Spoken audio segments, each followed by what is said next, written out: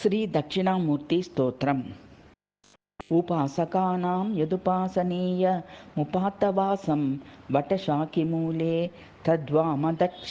దాక్షిణ్యజుషా స్వమూర్త్యా జాగర్తు చిత్తే మమ బోధరూపం అద్రాక్షమక్షీణ దయానిదాన మాచార్యమాద్యం వటమూలభాగే మౌనేన మందస్మితభూషితేన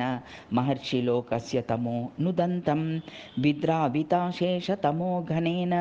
ముద్రావిశేషేణ ముహుర్మునీనాం నిరస్య మాయాం దయయా విదత్తే దేవో మహాంస్తత్వమసీతి బోధం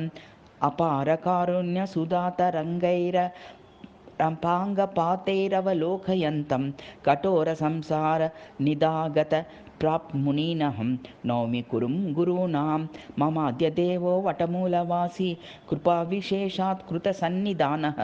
ఓంకారరూపాముపదిశ్య విద్యామవిద్యాక వాందత్తమాపాకరోతు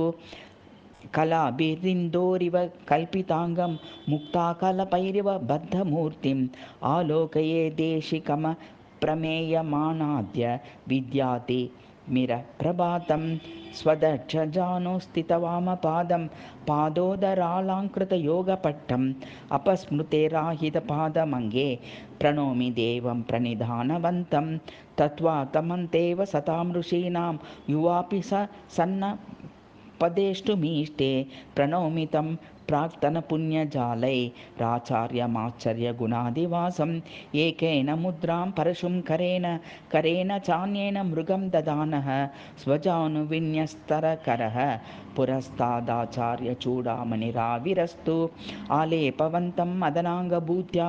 शार्दूलकृत्या परिधानवन्तम् आलोकये कञ्चन देशिकेन्द्रम् अज्ञानवाराकरबाडवाग्रीं चारुस्थितं सोमकलावतंसं वीणाधरं व्यक्तजटाकलापम् उपासते केचन योगिनस्त्वा मुपात्तनादानुभवप्रमोदम् उपासते यं मुनयः शुकाद्या निराशिषो निर्ममतादिवासाः तं दक्षिणामूर्तितनुं महेशमुपास्महे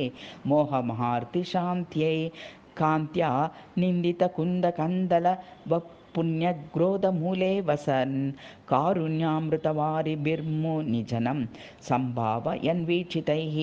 मोहध्वान्तविभेदनं विरचयन् बोधेन तत्तादृशा देवस्तत्त्वमसीति बोधयतु मां मुद्रावतापानिना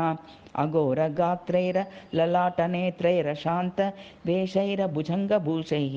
अबोधमुद्रैरनपास्तनिद्रैरपूर्णकामैरमरैरलं नः दैवतानि कति सन्ति चावनो नैव तानि मनसो मतानि मे दीक्षितं जडधियामनुगृहे दक्षिणाभिमुखमेव दैवतं मुतिदाय मुग्धशशिनाव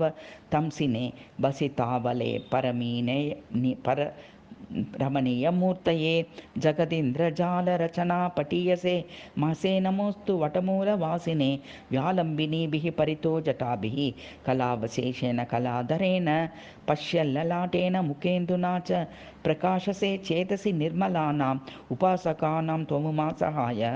पूर्णेन्दुभावं प्रकटीकरोषि यदद्यते दर्शनमात्रतो मे द्रवत्यहो मानस चन्द्रकान्तः यस्ते प्रसन्नामनु सन्ददानो मूर्तिं मुदा मुग्धशशाङ्कमौलेः ऐश्वर्य मायुलर्भते च विद्या मन्ते च वेदान्त महारहस्यम्।